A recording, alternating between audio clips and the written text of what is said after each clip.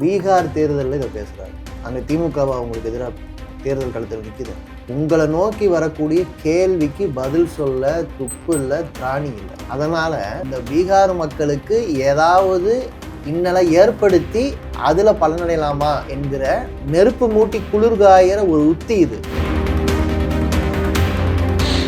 பீகார்ல போய் தமிழ்நாட்டின் முக்கிய தலைவர், தமிழ்நாட்டின் முதல்வர் போய் பிரச்சாரம் செய்யும் போது உங்க கூட்டணி கட்சியினர் எல்லாரும் நோக்கியும் பேசுறது தமிழ்நாட்டு முதல்வர் பீகாருக்கு போனது பீகார் மக்களுக்காக. அங்க இருக்கிற ஓட்டை நீக்குவதாலேயும் அவங்களுக்கு தான் பிரச்சனை. இங்க நீங்க ஓட்டை கொடுத்தீங்கனாலும் அவங்களுக்கு தான் பிரச்சனை. வடக்கன்ஸ்ன்னு சொல்றது, பானிபுரி விற்கிறவங்கன்னு சொல்றது, பாத்ரூம் கழுவ தான் வராங்கன்னு சொல்றது, இங்க கட்டட வேலை பார்க்க தான் வராங்கன்னு சொல்றது, இந்த விஷயங்கள்லாம் அவங்க சொன்னது எல்லாத்தையும் கொலாச் பண்ணி போட்டு இப்படிலாம் பேசினதை தானே பிரைம் மினிஸ்டர் சொல்லியிருக்கிறாரு அப்படின்னு கேட்கிறாங்க. இவங்க தமிழர்கள் பாதிக்கப்படும் போது தமிழர்களை இதே போல தாக்கும் பொழுது எந்த வார்த்தையும் வெளியிடாம உங்களுக்கு பீகார்ல ஓட்டு கேட்கறதுக்கு ஒட்டுமொத்த தமிழர்களையே பிரைம் மினிஸ்டர் கொச்சைப்படுத்துறாருன்னு உங்க கூட்டணி கட்சியினர் வைக்கிற வாதம் எப்படி சரியா இருக்கும்? எப்படி இல்லைன்னு நீங்க சொல்லுங்க. எஸ்ஐஆர் திட்டத்தை பொறுத்த வரைக்கும் தனியா அதை பேசணும்னா பேசிக்கலாம். ஏன்னா கேட்கிறேன், பீகார்ல அதை அமுல்படுத்தினாங்க இல்ல, பீகார் மக்கள் சந்தோஷமா வரவேற்றாங்களா? அது அமுல்படுத்தப்பட்ட பிறகு பீகாருடைய வாக்காளர் பட்டியல்ல போலி ஓட்டுகள் நீக்கப்பட்டுச்சா? ஏற்கனவே இருந்த ஒரே அட்ரஸ்ல 800 பேர் 900 பேருங்கிற பிரச்சனை போயிடுச்சா? அப்ப எஸ்ஐஆருங்கிற திட்டம் போலி வாக்குகளை நீக்குவதற்கு எந்த விதத்திலையும் பலன் தராது. ஒண்ணு, 2004க்கு முன்னாடி உங்க பேர் வந்து லிஸ்ட்ல இருந்ததுன்னா இப்ப எந்த டாக்குமெண்ட்ஸையும் நீங்க ப்ரொடியூஸ் பண்ண தேவை கிடையாது அப்படிங்கறதெல்லாம் குறிப்பிட்டிருக்காங்கல்ல. இதெல்லாம் எந்த மாற்றத்தையும் கொண்டு வராதுன்னு நினைக்கிறேன். 2003க்கு முன்னால இருந்தா நீங்க எல்லாம் சுத்தம், 2003க்கு அப்புறம் வந்தா நீங்க எல்லாம் வந்து மோசமானவங்கிற இந்த விவரத்தை, இந்த இப்படி ஒரு விளக்கத்தை எங்க விவாதிச்சு முடிவெடுத்தீங்க? தேர்தல் ஆணையம் இதை எங்க டிஸ்கஸ் பண்ணிருக்கா? இது இன்னும் சரிப்படுத்துற நிலைமை தானே. அங்க சரிப்படுத்துற வேலையை செய்யலையே. ஏன் பீகார்ல அப்ப இப்பவும் வந்து 65 லட்சம் பேர் நீக்கப்பட்டிருக்காங்க? அந்த 65 லட்சம் பேர் யார்? ப்ராப்ளமா இல்ல இந்த சிஸ்டம் எஸ்ஐஆர்ங்கிற ப்ராசஸே ப்ராப்ளமா? நான் ஒரு முக்கியமான ஒரு விஷயத்தை மட்டும் சொல்றேன். ஏன்னா இவங்க இதெல்லாம் செய்யாம இருக்கிறது முக்கியமான காரணம். மொத்தமா மக்களுடைய வாக்குகளை நீக்குவது எவனோ ஒருத்தன் கம்ப்யூட்டர்ல உட்காந்துக்கிட்டு பெரிய ஐடி கம்பெனிகள் செஞ்சுட்டு இருக்காங்க. அவங்களை தொடக்கூடாதுங்கிறதுக்காக நீங்க சாதாரண மக்களை தெருவா அலைய விடுறீங்க. நீங்க ஏற்கனவே ஊழலை ஒழிக்கிறேங்கிற பேர்ல அதை செஞ்சீங்க. இப்ப தேர்தல் ஆணையத்தை பயன்படுத்தி அதை செய்யறீங்க. இது ரெண்டுலையுமே மக்களை தான் ஒழிப்பீங்க. மக்களை ஒழிக்கிற இந்த திட்டத்துக்கு எதிராக நாங்க பேசலன்னா அப்ப எதிர்க்கட்சிங்க எதுக்குங்க?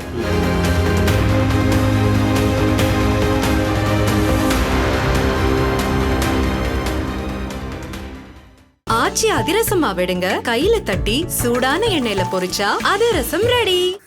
வணக்கம். சிறப்பு நேர்காணலில் இன்று நம்மோடு இணைந்திருப்பவர் மார்க்சிஸ்ட் கம்யூனிஸ்ட் கட்சியின் திருமிகு சிந்தன் அவர். சார் வணக்கம். பீகார்ல பிரச்சாரம் செய்த இந்தியாவின் பிரதமர் நரேந்திர மோடி அவர்கள் ஒரு விஷயத்தை குறிப்பிடுறாரு. தொடர்ந்து பீகார்காரர்களுக்கு எதிராக பேசக்கூடிய திமுக தலைவரை காங்கிரஸ் இங்க கூட்டிட்டு வந்து பிரச்சாரத்துக்கு அழைக்கிறாங்கிற விஷயம் தொடங்கி பீகார்காரங்களுக்கு தமிழ்நாட்டில் துன்புறுத்தல் நடக்குது திமுகவினரால் அப்படின்னு சொல்றாங்க. இங்க இருக்கக்கூடிய திமுகவின் கூட்டணி கட்சிகள் அனைவரும் அதற்கு எதிராக நேற்று முதல் கடும் விமர்சனங்களை எழுப்பிட்டு இருக்கீங்க. குறிப்பா திமுகவினர் பீகார்காரங்களை துன்புறுத்துறாங்கன்னு சொன்னதை தமிழர்களை கொச்சைப்படுத்துறாரு பிரதமர் அப்படின்னு கொண்டு வந்திருக்கீங்க. இது சரியா? அவர் வந்து திமுகவினர்னு சொல்றாரா இல்ல வந்து தமிழ்நாட்டு மக்களையே கொச்சைப்படுத்துறாங்கன்னு சொல்றாங்களா? எந்த ஆங்கிள் வந்து நீங்க சொல்றீங்க? நீங்க தமிழ்நாட்டு தேர்தலில் வந்து பிரதமர் மோடி இதை பேசினார்னு வச்சுங்களேன், இது வந்து திமுகவுக்கு எதிரான குற்றச்சாட்டு. பீகார் தேர்தலில் இதை பேசுறாரு. அங்கே திமுகவை அவங்களுக்கு எதிராக தேர்தல் களத்தில் நிற்குது. அப்போ உங்களை நோக்கி வரக்கூடிய கேள்விக்கு பதில் சொல்ல துப்பு இல்லை, திராணி இல்லை. அதனால தமிழ்நாட்டுக்கு வேலை தேடி வந்து இன்னைக்கு வேலை பார்த்துட்டு இருக்காங்க இல்லையா, அந்த பீகார் மக்களுக்கு ஏதாவது இன்னலை ஏற்படுத்தி அதில் பலனடையலாமா என்கிற ஒரு நெருப்பு மூட்டி குளிர்காயிற ஒரு உத்தி இது. இது இன்னைக்கு அவர் பண்ணலை, இன்னைக்கு மட்டும்தான் பண்ணாருன்னா அது வேற. தமிழ்நாட்டில் பீகாரிகள் கழுத்தறுத்து கொல்லப்பட்டதா செய்தி போட்டது எந்த ஏடு? எந்த ஊரில் இருக்கிற ஏடு? அந்த ஏட்டுக்கு எதிராக பாஜகவுடைய தலைமை ஏதாவது பேசிச்சா? மாறாக தமிழ்நாட்டு அண்ணாமலை அவங்க சொன்னது சரிதான்னு அன்னைக்கும் பதிவு பண்ணார்.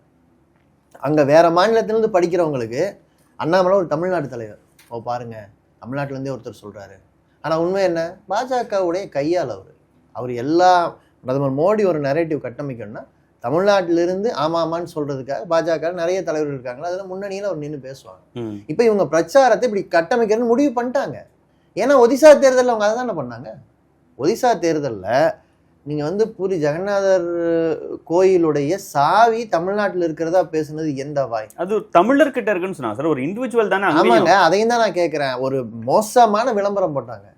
அதாவது ஒரு வாழை இலையில உணவை வந்து நம்ம வந்து சாப்பிட தெரியாத மாதிரி அவங்க ஒடிசா உணவை சாப்பிட்ற மாதிரி போட்டு அது வெள்ளை வேட்டி வெள்ளை சட்டை கொடுத்து அவமானப்படுத்தி பாஜக சார்பில் வீடியோ போட்டாங்க. இவர்களிடம் ஆட்சியை கொடுக்க போறீங்களான்னு. எங்க ஒட்டுமொத்த ஆட்சியையும் நாங்க வந்து உங்களுக்கு கொடுத்துருக்கோம்ல. ஒரு தமிழராவது இன்னைக்கு பிரதமரா இருந்திருக்காரா? கிடையாது. இல்ல அப்போ இந்த நாட்டு மக்கள் ஜனநாயகத்தை மதிக்கிறாங்க. யார் ஒருவரும் இந்த நாட்டு முழுக்க ஆள்றதுல யார் ஆளணுங்கிறப்ப ஜனநாயகத்தை தான் நம்ம பார்க்குறோம். இன்ன இனமா, இன்ன மதமா, இன்ன மொழியான்னு நம்ம பார்க்கல. ஆனா ஒரு மாநில ஆட்சின்னு வரும் பொழுது ஒரு தகுதி திறமையோட ஒருத்தர் வராரான்னு தான் நீங்க பார்க்கணும். அந்த இடத்துல ஏன் அதை பிரச்சாரம் ஆக்குனீங்க? இல்ல இன்னைக்கு பீகார்ல போய் ஏன் இந்த திமுக குறித்து பேசணும்? தமிழ்நாட்டுல வந்து பேசியிருந்தா அது வேற மாதிரி புரிந்து கொள்ளப்படும் அப்படிலாம் குறிப்பிடுறீங்க.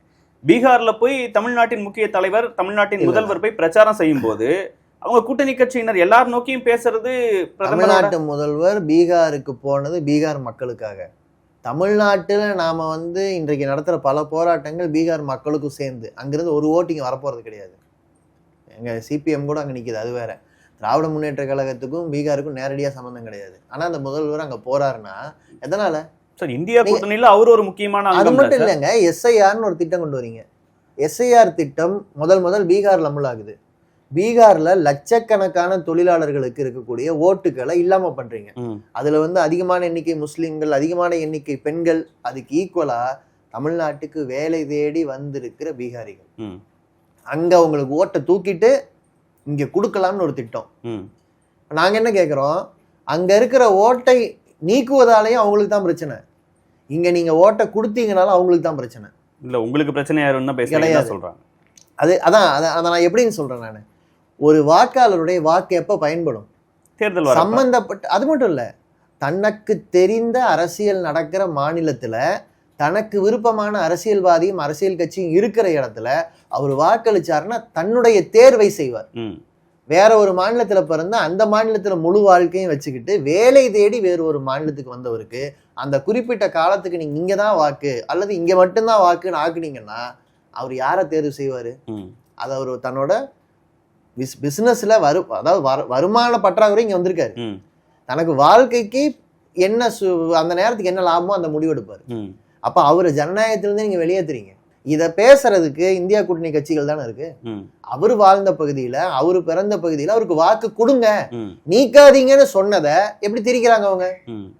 தமிழ்நாட்டுல கொடுக்க கூடாதுன்றாங்க. அவங்க போராட்டம் தமிழ்நாட்டுல ஓட்டு வேணுங்கிறதா? தமிழ்நாட்டுல வேலை தேடி வரணுங்கிறது தான் பீகார்ல பிறக்கிறாங்களா? நீங்க சொல்லுங்க. வாழ்வாதாரம் வேணும்னு நினைப்பாங்க, கிடைக்கலங்கறனால அந்த வேலையை உருவாக்க வேண்டிய பொறுப்பு இப்ப எப்படி மாநில அரசுகளுக்கு உண்டோ அதே அளவுக்கு ஒன்றிய அரசுக்கு உண்டு இல்ல? நீங்க அங்கேயும் வேலையை உருவாக்கல, இங்க உருவான வேலையையும் காப்பாற்ற விடல. நான் ரெண்டுமே பிரதமர் மோடியோட பிரச்சனை. அதை பேசுறதுக்கு இன்னைக்கு தயாராகுங்க. இந்த பீகார் மக்கள் தமிழ்நாட்டுல வேலை தேடி வர பல மாவட்டங்கள் எடுத்துங்க. முக்கியமா திருப்பூர்ல ஏற்றுமதி உயர்வுங்கிற இடத்தை நோக்கி நம்மளால போக முடியல. பங்களாதேஷோட ஏற்றுமதி உயருது. இன்னைக்கு பிசினஸ் லைன் செய்தி அது. பங்களாதேஷ்ல ஏற்றுமதி உயருது, 2 மடங்கு ஆகுது. வியட்நாமுடைய ஏற்றுமதி உயருது, 2 மடங்கு ஆகுது. ஆனா இங்க தேக்கம். என்ன காரணம்? ஏன்னா இந்த தொழில்களுடைய தேவைக்கு கச்சா பொருளுடைய விலை ஏறும் பொழுதோ அல்லது இந்த டாலர் ஏற்றுமதியில ஏற்ற இறக்கமா இருக்கும் பொழுதோ ஒன்றிய அரசு தலையிட தயார் இல்லை. ஒன்றிய அரசு கச்சா பொருட்களுடைய விலை உயர்வதை பத்தி கவலைப்படல. அங்கிருந்து வேலை தேடி வரக்கூடியவர் திருப்பூருக்கு தான் வர்றாரு. இனி புதுசா வந்தா திருப்பூர்ல வேலை கிடைக்குமா? நீங்க அதை யோசிச்சு பாருங்க. இப்ப இதெல்லாம் செய்யாத, இதெல்லாம் தேர்தலில் பிரச்சனையா வந்துடும், இதெல்லாம் கேள்வியாகும் என்கிற பொழுது ஈஸியா திசை திருப்புறதுக்கு வழி. இது திசை திருப்புறதுன்னு சொல்றீங்க. ஆனா இன்று தமிழ்நாட்டில் சேர்ந்த முக்கியமான பாஜக தலைவர்கள் எல்லாரும் திமுக தலைவர்களால, நான் வந்து சாதாரண தொண்டர்கள் அப்படின்லாம் சொல்ல, திமுக தலைவர்கள், திமுகவின் கூட்டணி கட்சியினர் இங்க வந்து வேலை செய்து கொண்டிருக்கக்கூடிய வடமாநில தொழிலாளர்கள் பத்தி பேசின விஷயங்கள்னு எல்லாத்தையும் கொலாச் பண்ணி ஒண்ணு போடுறாங்களே. வடக்கன்ஸ்ன்னு சொல்றது, பானிபுரி விற்கிறவங்கன்னு சொல்றது, பாத்ரூம் கழுவ தான் வராங்கன்னு சொல்றது, இங்க கட்டட வேலை பார்க்க தான் வராங்கன்னு சொல்றது, இந்த விஷயங்கள்லாம் அவங்க சொன்னது எல்லாத்தையும் கொலாச் பண்ணி போட்டு இப்படிலாம் பேசினதை தானே பிரைம் மினிஸ்டர் சொல்லியிருக்கிறாரு அப்படின்னு கேட்கறாங்க. அதாவது அவங்க கொலாஜ் பண்ணி போட்டது சில கட்சி தலைவர்கள், அப்புறம் அவங்க அமைச்சர்களா இருக்கிறாங்க. இருங்க, சிஎம் வந்து நேரா அப்படி சொல்லல, பீகார்காரர்களுக்கு இங்க ஓட்டு வேண்டுமா அப்படின்னு கேட்ட அந்த பிரச்சாரத்துல பாதியை மட்டும் எடுத்து போறாங்க. நான் வந்து பிரதமர் மோடி பேசின பேச்சை வச்சுதான் இந்த விவாதத்தையே தொடங்கினேன். அதற்கு எங்கேயாவது ஒரு இடத்துல மறுப்போ மன்னிப்போ பாஜக தரப்புல வருதா? அமித்ஷா பேசின பேச்சுக்கு மறுப்போ மன்னிப்போ வருதா? பாஜக வெளியிட்ட விளம்பரத்திற்கு தமிழ்நாட்டிலிருந்து தமிழ்நாட்டு பிஜேபி தலைவர்கள் ஒரு தமிழர்களாக வேட்டி சட்டை கட்டினவங்களாக வேலை இலையில சாப்பிட்றவங்களாக நீங்க கண்டிச்சிருக்கீங்களா?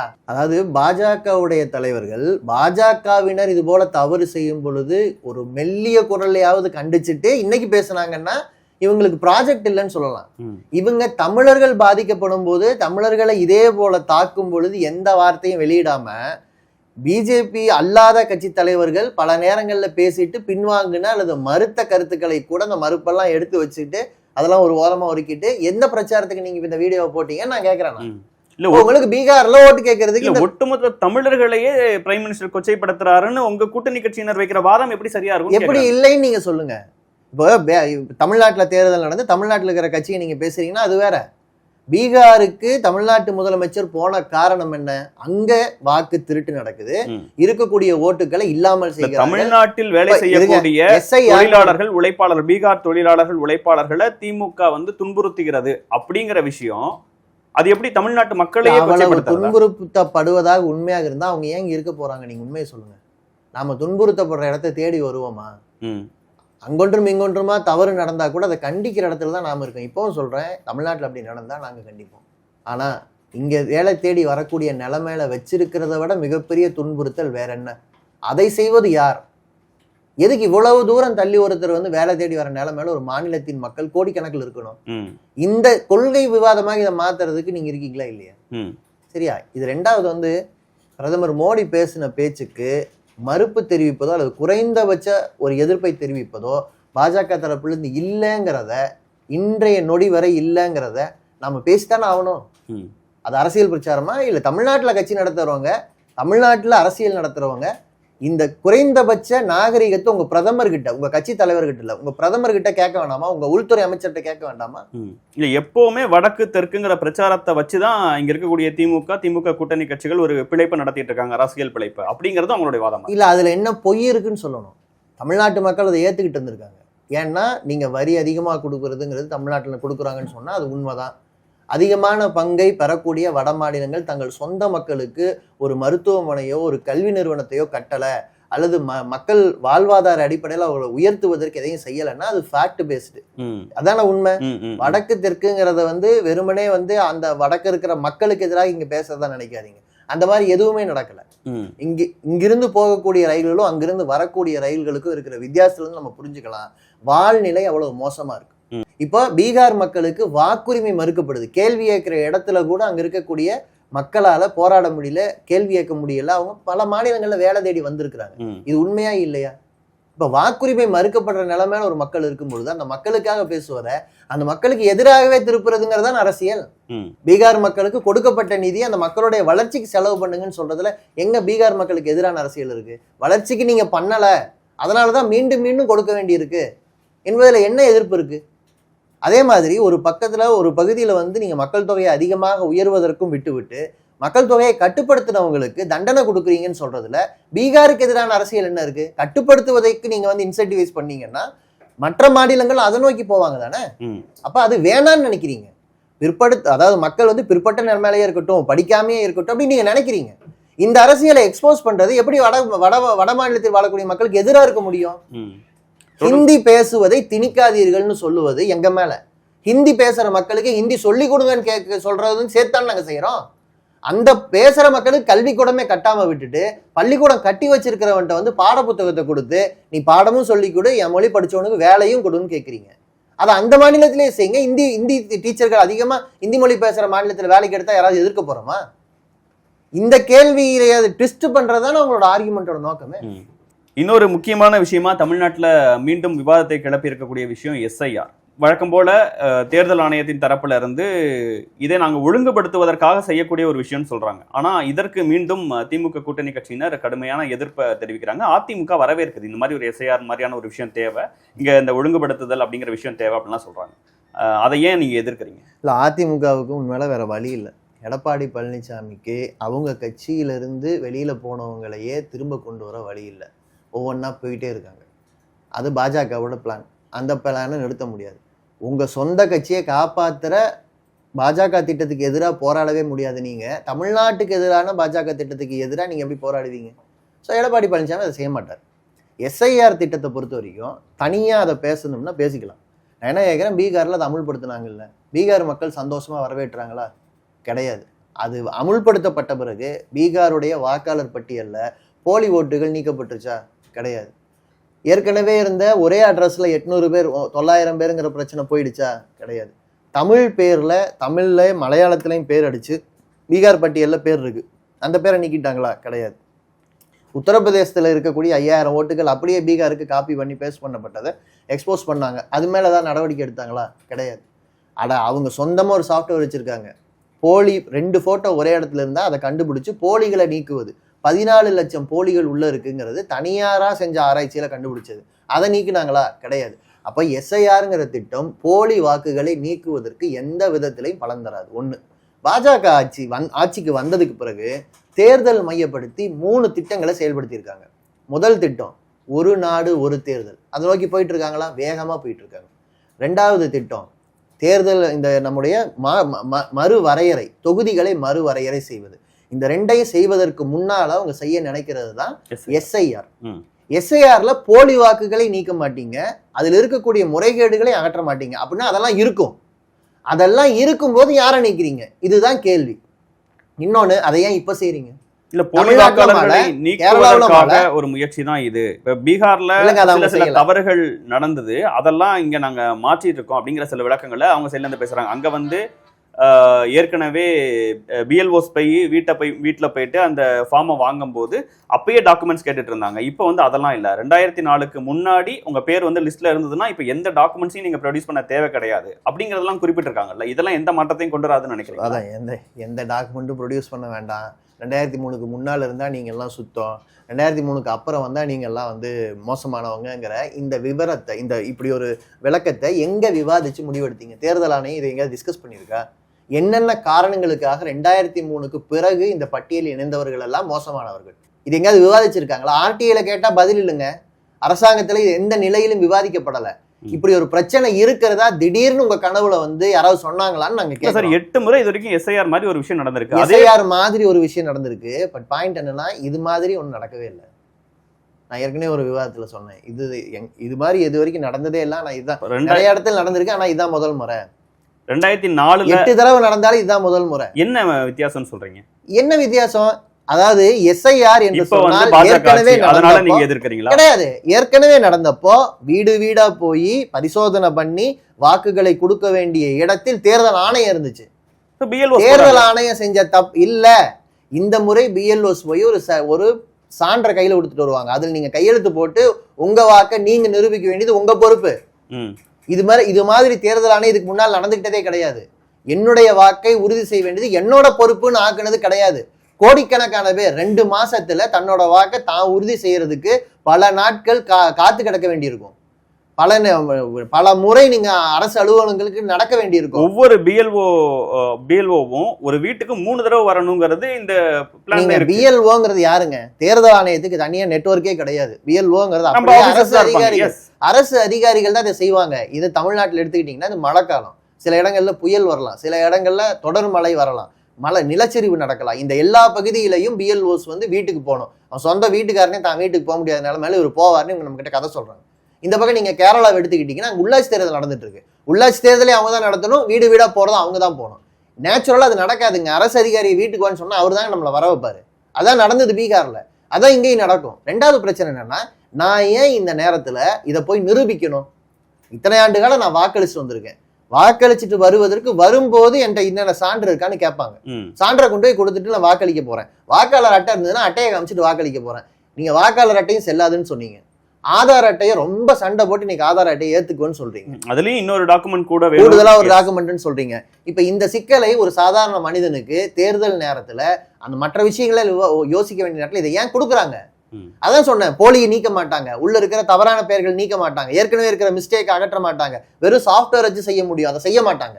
அப்ப இவங்க என்ன எப்படி செய்ய முடியும்? அதனாலதான் நான் சொன்னேன், இல்ல இந்த எஸ்ஐஆர்ல நீங்க சொல்ற மாதிரி அங்க சில குளறுபடிகள் இருக்குங்கிற விஷயங்கள்லாம் கூட பார்க்கலாம். ஆனா போலி வாக்காளர்கள் அப்ப எப்படி ரிமூவ் பண்ண முடியும்? இறந்தவர்கள் பெயர் இன்னொரு லிஸ்ட்ல இருக்குன்னா அதை எப்படி ரிமூவ் பண்றது? ஒருத்தங்களுக்கு 2 இடத்துல ஓட்டர்ஸ் இருக்குன்னா அதை எப்படி ரிமூவ் பண்றது? இந்த விஷயங்களை எப்படி செய்ய முடியும்? எஸ்ஐஆர் மாதிரி ஒரு விஷயம் இல்லாம அது எப்படி நடைமுறை ஏன் முடியாது? வாக்காளர் பட்டியலை நம்ம எத்தனை வருஷமா புதுப்பிச்சிட்டு இருக்கிறோம். செத்து போனவங்க பேரெல்லாம் மாநகராட்சியில நாம வந்து சர்டிஃபிகேட் வாங்கும்போது மாநகராட்சியில் அப்டேட் ஆகுது. அதை வச்சுதான் இந்த அரசு அதிகாரிகள் இவங்கெல்லாம் இறந்தவங்க அதனால நீக்கிறோம் டெலிஷன் லிஸ்ட் போடுவாங்க, ரிவ்யூ லிஸ்ட் போடுவாங்க. நம்ம தான் போய் நம்ம அரசாங்கம் வெளியிடும், நம்ம ஒண்ணு கட்சிக்காரங்க கிட்ட போய் லிஸ்ட்ல நம்ம பேர் இருக்கான்னு பார்ப்போம், இல்லைன்னா இன்டர்நெட்ல நம்ம போய் செக் பண்ணி பார்ப்போம். நம்ம பேர் தவறுதலாக நீக்கப்பட்டிருந்தா நம்ம மீண்டும் விண்ணப்பிப்போம். ஃபார்ம் 6 இருக்கு, ஃபார்ம் 7 இருக்கு, ஃபார்ம் 8 இருக்கு, நம்ம அதாங்க பண்ணிக்கிட்டு இருக்கிறோம். இது எல்லாமே ஏற்கனவே இருக்கிற நடைமுறை.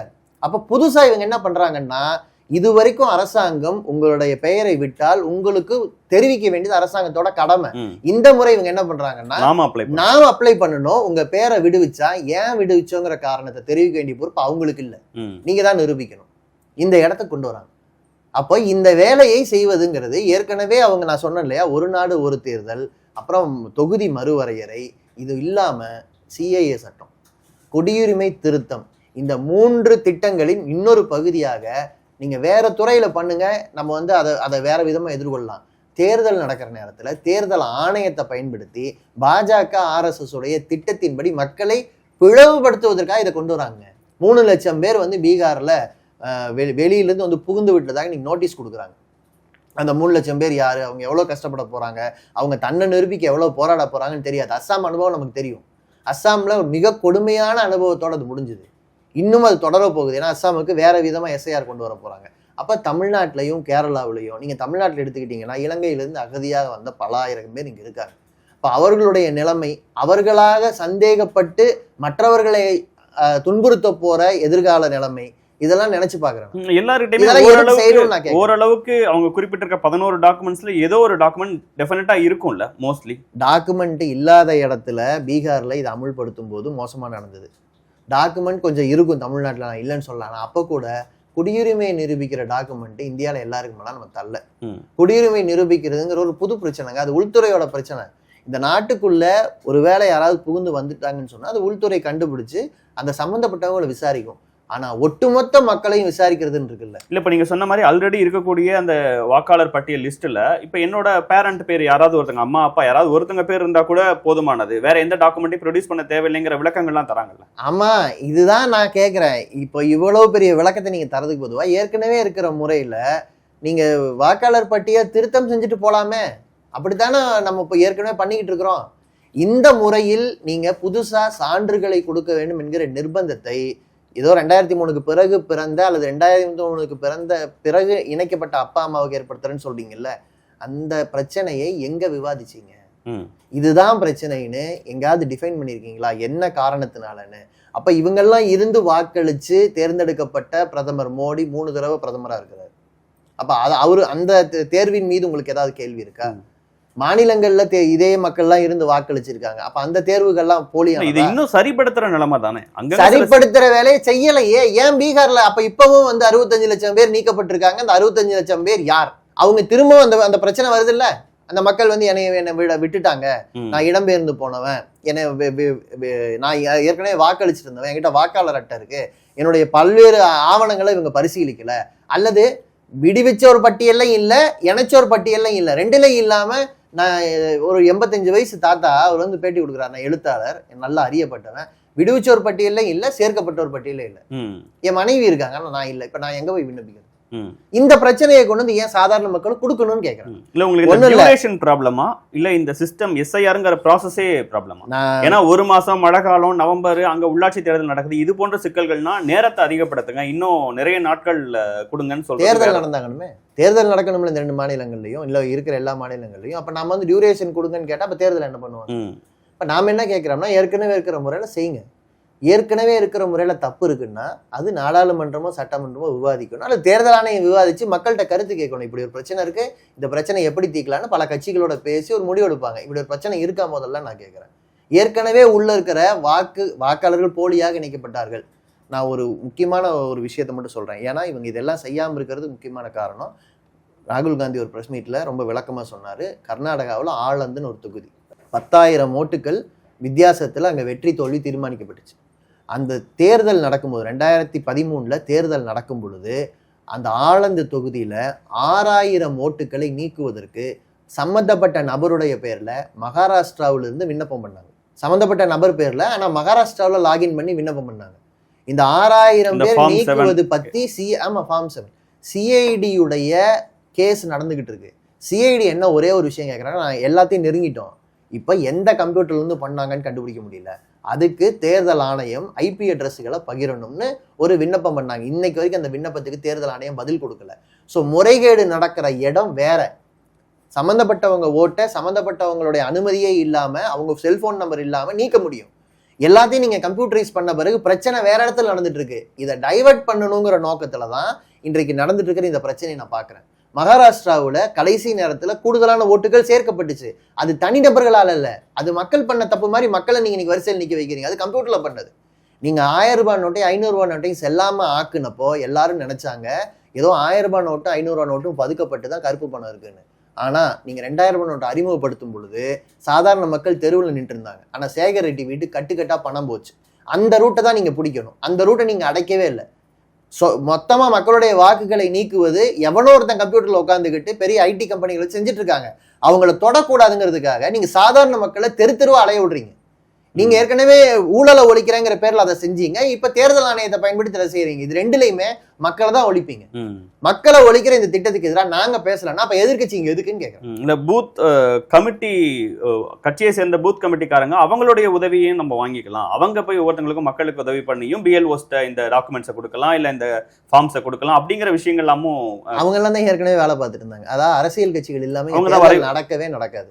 நாங்க எல்லாம் சேர்ந்து வேலை பார்த்தோம். ஆனா தேர்தல் நேரத்தில் இப்படி ஒரு பிரச்சனை பண்ணீங்கன்னா இந்த ஒட்டுமொத்த கட்சிகளும் களத்துல போய் அந்த நேரத்துல தான் அவங்க மக்கள்கிட்ட ஓட்டு கேட்டுக்கிட்டு இருப்பாங்க. ஓகே. ஸோ அவங்களோட அந்த வேலையை கெடுத்து நீங்க இந்த பக்கம் வந்து மக்களுக்கு ஓட்டே பறி போயிடும் அப்படின்னு நீங்க இதை செய்ய சொன்னீங்கன்னா நீங்க மிகப்பெரிய அரசு நிர்வாகம். இந்த கட்சிகள்லாம் உங்களுக்கு உதவி பண்ணிட்டு இருக்குமா, தேர்தல் பிரச்சாரம் பார்க்குமா? ஓகே. ஸோ தேர்தல் பிரச்சாரம் நடக்கலைனாலும் மக்களுக்கு தானே கேடு. மக்கள்கிட்ட வந்து வெளிப்படையா சொல்லணும்ல, நான் இதை பண்ண போறேன், இந்த வாக்குறுதி பண்ண போறேன், இதெல்லாம் சொல்லணும்ல. அப்ப தேர்தலை ஒட்டுமொத்தமா சீரழிக்கிற வேலைங்க. ஒரு பக்கம் வளர்ச்சி விவாதமாக்க வேண்டிய இடத்துல, வேலை வாய்ப்பு விவாதமாக்க வேண்டிய இடத்துல பிரதமர் மோடியே தமிழ்நாட்டுக்கும் பீகாருக்கும் சண்டை மூட்டி விடுறாரு.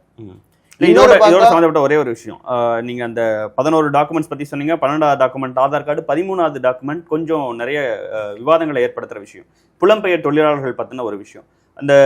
இந்த மாதிரி ஒரு தொழிலாளர்கள் இங்க வரும் பட்சத்துல அவர்களுக்கான வாக்குரிமை சார்ந்த இடம் அது இங்க இருக்கிறவங்களுக்கு வழக்கமா வாக்கு வாங்கிட்டு இருக்கவங்க ஒரு பிரச்சனை ஏற்படுத்தும்னு நினைக்கிறீங்களா? தமிழ்நாட்டுக்குள்ள ஏதாவது ஒரு தொகுதியில பீகார் மக்களோ அல்லது வெளிமாநில மக்களோ கூடுதலான ஓட்டுகளை பெற்று அவர்கள் வாக்களிக்க முடிவும் செய்து வாக்களித்தால் அந்த வாக்குகள் ஒரு குறிப்பிட்ட தொகுதி வெற்றி தோல்வியை தீர்மானிக்கும். அது உண்மைதான். ஆனா அந்த வெற்றி தோல்வி அவர்கள் தீர்மானிப்பதால அந்த மக்களுக்கு எந்த பலனும் இருக்காது. ஏன்னா இங்க புலம்பெயர் தொழிலாளர் சட்டங்கள் கூட அவ்வளவு வலுவா இல்லை. உரிமையை நீங்க வாழக்கூடிய பகுதியில பெறக்கூடிய அளவிற்கு புலம்பெயர்ந்த இடத்துல பெற முடியாது. இதுவே அவங்க வாழ்வே இங்கேயா மாறிடுச்சுன்னா அப்ப இங்க அவங்க ஓட்டு வாங்குறதும் சரிதான். வாழ்வே இங்கேயா மாறுச்சுன்னா ஏற்கனவே ஓட்டு வாங்க முடியாதுக்கான வழிமுறை இருக்கு. இங்க வந்து இப்ப நீங்க பல மொழி பீகார் எஸ்ஐஆர்ல என் பேர் இல்ல, நான் இங்க ஒர்க்குக்கு வந்துட்டேன், இதை காமிச்சு இங்க எஸ்ஐஆரை இதுக்குள்ள இணைக்காதீங்க. நார்மலாவே வந்து ஒரு பகுதியில குடும்பமா இடம்பெயர்ந்தாங்கன்னா ரேஷன் கார்டுக்கு விண்ணப்பிக்கலாம், மற்ற எல்லா உரிமைகளுக்கும் விண்ணப்பிக்கலாம். என்னன்னா குறிப்பிட்ட காலம் வாழ்ந்து மற்ற சான்றுகள் பெற்ற பிறகுதான் அதை பண்ண முடியும். சரியா? இப்ப புலம்பெயர் தொழிலாளர்கள் இங்க வந்து கோடிக்கணக்கான ஓட்டுகள் அப்படி அவர்களுக்கு தரப்படுதுன்னா அந்த அரசியல் உரிமையை அவங்க அனுபவிக்கிறதுக்கு உரிய மற்ற அதிகாரங்கள் அவங்களுக்கு இருக்காது. அவங்க ஓட்டு போடலாம். அப்போ அந்த ஓட்டுகள் இப்ப கர்நாடகாவில் நடந்த மாதிரி இடம்பெயர் தொழிலாளர் பேர்ல ஆயிரக்கணக்கான ஓட்டுகளை உருவாக்கி யாரோ ஒருத்தர் போடுவாங்க. கர்நாடகாவில் ஒரு வீட்டுல 84 ஓட்டு. அந்த சம்பந்தப்பட்ட ஆள் அந்த எந்த ஓட்டையும் கண்ணில் பார்த்தது இல்லை. அந்த வீட்டு சொந்தக்காரர் வெறும் 2 பேர் ஸ்விக்கி டெலிவரி பாய் அங்க இருக்காங்க. இப்போ இந்த மாதிரி ஃப்ராடு வேலை நிறைய நடக்கும். ஏன்னா புலம்பெயர் தொழிலாளர் அனுமதிக்கிறது மூலமா. மாற அவங்க இருக்கிற பகுதியிலே நீங்க விட்டீங்கன்னா என்ன அரசு கூடுதலாக கூட கொடுங்க. நீங்க இந்த மாதிரி புலம்பெயர் தொழிலாளிக்கு வாக்களிக்க சென்று வருவதற்கு விடுமுறை கொடுக்கணும். அதற்கு நீங்க இப்ப வந்து நிதி உதவி செய்யணுங்கிற அடிப்படையில கூட கூடுதல் சட்டம் போடுங்க. நீங்க அதை பண்ணல. மாறா அவங்கள வந்து உள்ளூர் மக்களோட மோத விடுறீங்க. ஒருவேளை இங்க வெற்றி தோல்வி தீர்மானிக்கிற இடத்துல வடமாநில தொழிலாளிகள் வந்து அது ஒரு பிரச்சாரமா மாறுதுன்னு வைங்களேன். அது யாரால் விதைக்கப்பட்டது? அப்படி ஒரு விவாதத்தை திணிப்பதன் மூலமாக இங்க வந்து புதிய பிரச்சனையை உருவாக்குவது யார்? இந்த பிரச்சனையை நம்ம கேட்டோமா? நம்ம கேட்ட எதையும் செய்யாம ஏன் இதை செய்யறாங்க? ஓகே, இதை எப்படி டீல் பண்ண போறீங்க?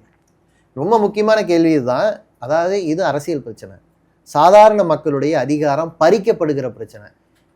வாக்குகளை போலிகளை நீக்குகிறோம் என்று சொல்லிவிட்டு உண்மையான வாக்குகளை நீக்குகிறார்கள். இப்ப என்னோட கேள்வி போலி ஏன் உள்ள இருக்குங்கிறதான், போலியை யார் உள்ள கொண்டு வந்தாங்கிறதான். இந்த கேள்விக்கான பதிலை நோக்கி வாக்கு என்னுடைய உரிமை, என்னுடைய வாக்கை திருடுவதை அனுமதிக்க முடியாதுங்கிற கேள்வியை எல்லாரும் சேர்ந்து எழுப்பும் பொழுது இந்த பக்கம் நடக்கிற முறைகேடுகள் பட்டவர்த்தனமாக அம்பலமாகும்.